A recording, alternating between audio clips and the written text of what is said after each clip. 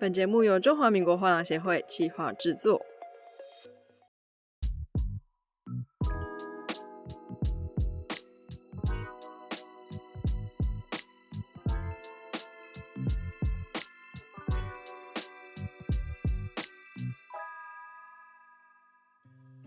Hello， 大家好，我是社团法人中华民国画廊协会的艺术总监 Viola， 今天担任各位的主持人。刚刚有听到我们上一集的，就知道我们这次来了2个非常重量级的讲者，一位是我们新加坡的画廊 Richard Koh 的主理人 Richard Koh。Hello everyone。一个是印尼非常重要的藏家 Natasha Sidharta， 他不但是个藏家，还在不同机构间推动东南亚跟亚洲的艺术家。 Hello everybody， 也很开心他们2位来到现场，让我们继续讨论现在东南亚的市场、亚洲的市场到底在发生什么事情。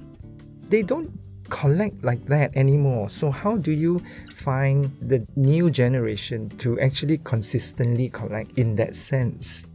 Even though if I say the global art scene is big enough to accommodate every types of collectors, because there are a lot of different types of art. So this whole generation, as Richard mentioned, of going into the direction of toys and streets, I think it will stay that way, and there will always be that kind of collectors. But in a way also, for me, for example, like, and not only me, actually there are also collectors who are very sensitive about the kind of artists they collect. And then as a collector, which is also a human being, they evolve as individuals. So they grow, and then the world is actually changing. For example, like at this moment, we are living in a world which is almost very absurd. Everything happens which doesn't make any sense. So like as a collector, also as a human being, you tend to be interested in the issues, right? The issues surrounding you. It may be environment, for example. Then you choose, for example, an artist who covered that kind of issues. Or something like, oh, I'm interested in the LGBTQ community because they're marginals, and then, for example, like they have the rights to be heard, and you are interested in hearing them, and you then collect the artists who actually cover that kind of issues, for example. That kind of collectors also exist. And then the kind of collectors who are also like, oh, I like art because of the composition and colors and, vibrancy and things like that. There are also that kind of collectors. So I think, maybe because where I come from, like our art market is not big enough to accommodate everybody. We're not like New York, where there are every kind of art for every kind of people flourishing, right? Because like our art market is small. We can accommodate only small. So like maybe as Richard say, like if this is the direction of where we're going, it's very concerning because our market is small, right? So like how do we find or like implant new collectors who are starting in the right path, right? I think like also Art Taipei has been doing a lot by doing collector's trip or visiting studio. Actually, that's one of the very idea of the definition of educating your collectors and start from somewhere, right? Yeah, it's very interesting. Before the podcast, we were talking about last week is Art Basel. So obviously all the media is like covering that. But as our profession like situated in Asia, in the past 5 years, we have developed our own art world calendar, so to speak. January we have RSG, we have Art Basel Hong Kong, and then we have Freeze, we have Jakarta, we have Bangkok, Manila, and we have Taipei, Japan. We can just stay in Asia without going anywhere else. Yeah. So do you think that is connecting this dot easier for a collector to go to outside of their market and also for other country to travel, do you think that changed the dynamic for galleries? Yeah, maybe? for sure. Because, as the ecosystem develops, people learn taste, like what Natasha said, right? And find their own pocket of collecting. So some collectors might find it more interesting to collect Southeast Asia from Singapore, or then you have China, you have Taiwan. So it all depends. And with that crazy tight calendar, personally, who has time to think of anything else? Right? There's so much to see in the Asian fairs, right? And the interesting thing about the Asian fairs for me is they actually do have something for everyone. So there's no issue on who is the best, who is better, because it is a market in that sense for its own specific demographics. So yeah, there's enough in Asia going on. What is your art fair calendar to participate at fair? And now what is interesting, what prompted you to actually participate at fair? We generally do Asian fairs because that's where we focus since we started. 2 years ago, we went an experiment with America. It's interesting. We had great results. Which fair did you go to? We were in Miami and in New York. But, it's just too far. The travel costs and the yeah, shipping it's costs. just too far. Yeah, but of course, we all know America has the largest art market in the world. But, Asia has as big, if you add the whole Asia together, if not bigger. It's just the visual language is different. So I think what is interesting for me now as a gallery is I think Asians are beginning to look inwards and appreciate and understand their own visual language better, from every perspective, whether it's culturally or, traditionally or what. So everyone is looking inwards, and in that sense, it is a visual language that is being touted by Asians, no longer from a Western perspective in that sense. Coming back to Natasha's thing on the diaspora, right? That's a very interesting section because for me, it is more like anthropology, right? Because it's about their life or whatever they see. It's political in a way. Most of them are political. But many of them are still from Western point of view because they all grew up or lived there long enough. So if you compare that visual and a similar generation of artists from Asia, the visual language is actually very different. So as an Asian, where do you stand, right? As an Asian collector or Asian gallery, who do you champion, right? There's no right and there's no wrong. But I think what is happening now is interesting for me because I think the Asians are beginning to realize that they should take hold of their own direction and destiny and get on with it, write that narrative ourselves. But if you're talking about what I mentioned, diaspora, it doesn't only mean like the Asian goes to the West and migrate. But wherever we live in, look at around us. Are they mainly 100% Indonesian, for example? Yeah, like, no one is. No one is. But that's what I meant by diaspora. Yeah. Because like the kind of definition of diaspora is like you have already in so many generations. I'm going to cut it. It is getting quite interesting. I love questions like this. It's more like an Asian diaspora, right? But when the Asians, first generation, second generation in the West, it's a totally different thing, right? Yeah. For us locally, I mean, I'm not 100% Chinese in that sense, but you could say I'm also a diaspora because my family came from, right? Especially in Malaysia. Malaysia, and in the whole of Southeast Asia in general, Even right? I am. My grandfather is from China. Yeah. My mom is from Taiwan. So, but we still maintain that Asian aesthetic, tradition, customs, right? We still have. From a Western point of view, right? The diaspora is somebody who has been there and they have adapted, integrated into a totally local way of life, whether it is a European way of life, American way of life. So the optics are very different. How they look at things are very different. What I meant is like the kind of diaspora that I'm talking about is like because they live outside of their own culture and tradition, they are given more objective eyes, meaning like they are more critical of their own culture and tradition, the way that the ones who actually live within their own culture and tradition see. A lot of the times we are forever, for example, at home in Asia, for example, or me in Indonesia, I'm not really sensitive about what is surrounding me because like I live there every day, right?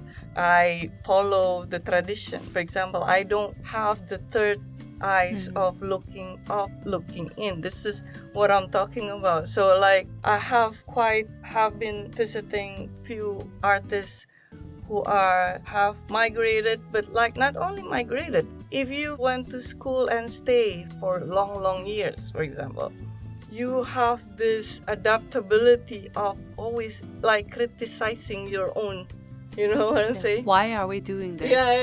Your own government, your own culture, or your own, because you are outside looking, you know, it's different when you are in, you're taking the advantage or accustomed to the culture. Yeah, that's you're around comfortable. You're not, you know. Does that whole situation into activism?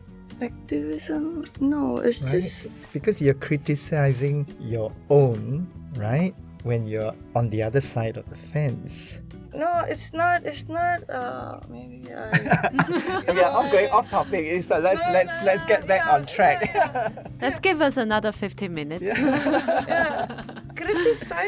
Critical is very, very important. It is important, but sometimes it doesn't mean it's a positive criticism because, of course, we all need to, criticism be vocal. Cannot be only positive. You take everything from criticism, right? We need negative to be and vocal, positive, right? Yeah. But most of the criticism is from that side, in general, has always been negative. From what side? And because like you're talking about the so diaspora, general. but it is a very general thing, it's right? very individual artists, and you cannot take it into not in the whole big picture, so but general. But what in many ways the West, they champion this kind of narrative, So I mean, if you look at all the diaspora artists who are in so-called major Western museums or in their collections, right?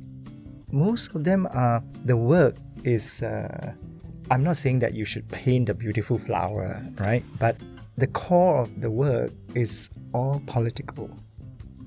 In many ways, whether it is human rights or politics or, third world situation. You mean for Western institution when they pick collection for Southeast Asian or what they gallery? championed, right? Or what they talk about.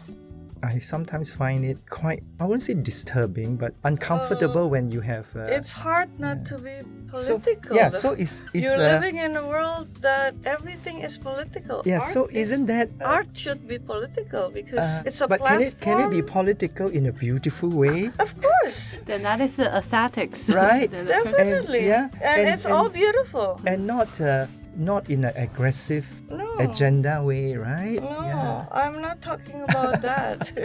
You're talking about someone maybe so particular that I don't know about. It's in general. Because I'm talking is not about that. We're talking about the artistic expression. It's in general, It's in general. Like most... you sounded like you're talking about someone's No.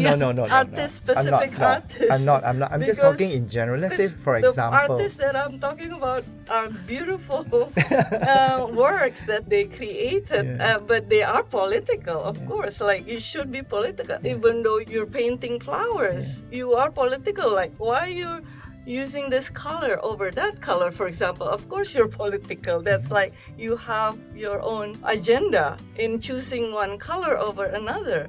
So I think I'm not being so general, but I'm not also being subjective, but I'm just sharing this is the kind of direction we should pay attention, because today's world that we live in is not actually very conditional if you are nationalistic, for example. You can be regional, but you have to be adaptive. You are living in a world constant changing. Yes. So you cannot be so narrow-minded, for example. Everything is constantly moving. with language, with culture, with tradition. You cannot be in constant one point of view. That's what I'm saying. And then the artists that I'm talking about are doing this because of maybe they're moving so much. And then I've given eyes with this kind of perspective because I move also a lot for art. I travel so much.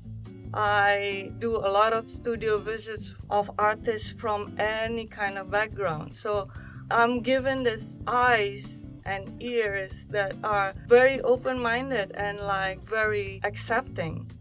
And then that's the kind of characteristic that is important for you when you collect art, when you see art. That's what I'm saying.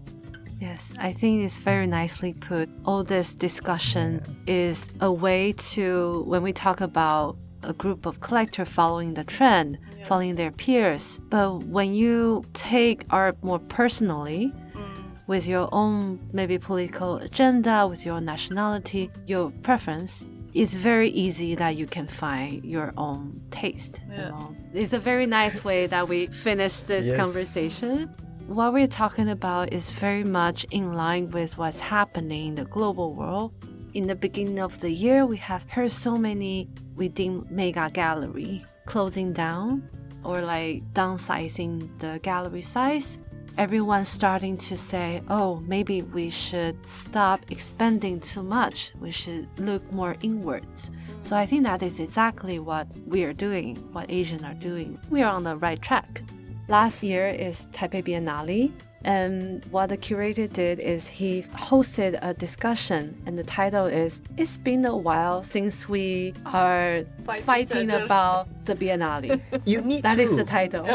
No, you need to, right? Because that is engaging, and then everyone will wake up and think, whether right or wrong, it doesn't matter.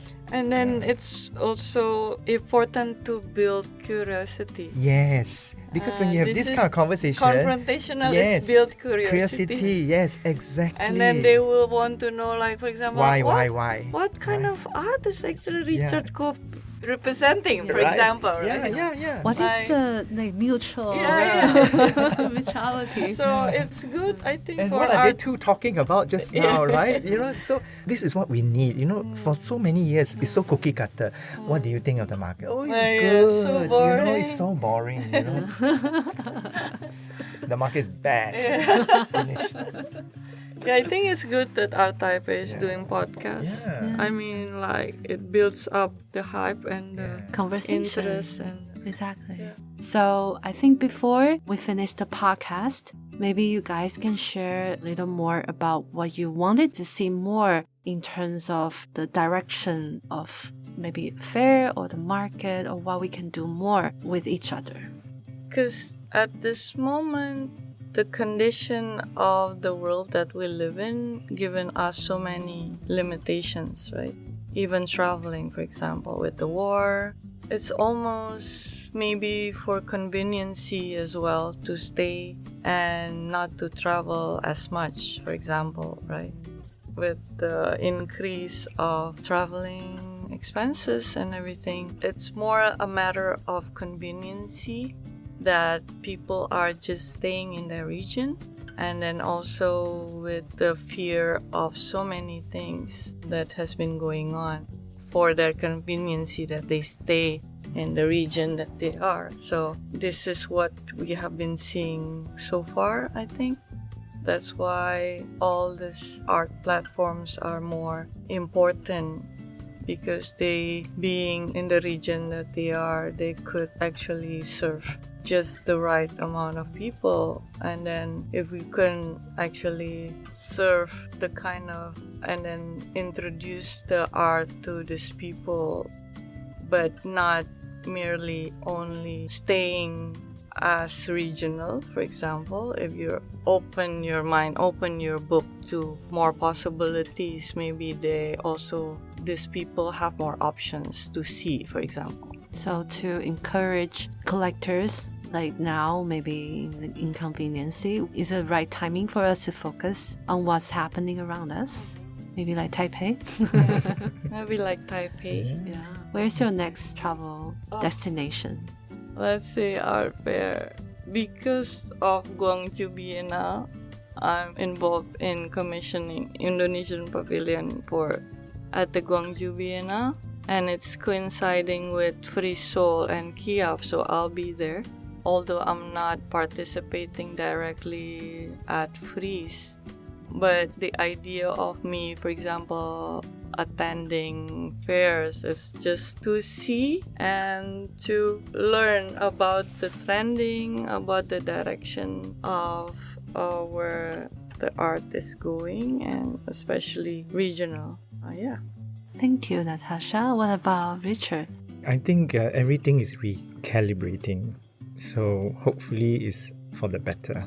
That's all we can hope for with whatever is happening around the world at the moment. Thank you guys for such an insightful discussion. We are really looking forward to see you guys around Asia and in our Taipei. Thank you for all the listeners. If you have any questions, stay tuned for the next episode. Thank you so much. Thank you so much for having opportunity. us. Thank you. Thank you.